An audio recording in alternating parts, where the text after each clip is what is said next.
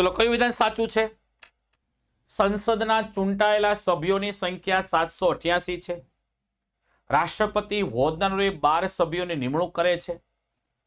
બંધારણની અનુચ્છેદ 170 માં વિધાનસભાની જોગવાઈ છે અને મહત્તમ રાજ્યસભાની સંખ્યા 250 છે. કયું સાચું છે? સંસદના ગૃહો 2, લોકસભા અને રાજ્યસભા. તો લોકસભાના ચૂંટાયેલા સભ્યો કેટલા? 543. રાજ્યસભાના કેટલા?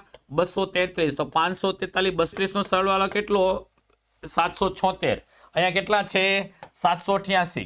788 વર્તમાન પૂછાય તો 788 છે, પણ ચૂંટાયેલા પૂછાય તો 776. એટલે પેલું વિધાન ખોટું, એટલે આય ખોટું, આય ખોટું.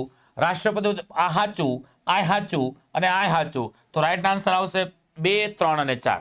જે વિદ્યાર્થી જવાબ આપ્યો છે એને દિલથી અભિનંદન.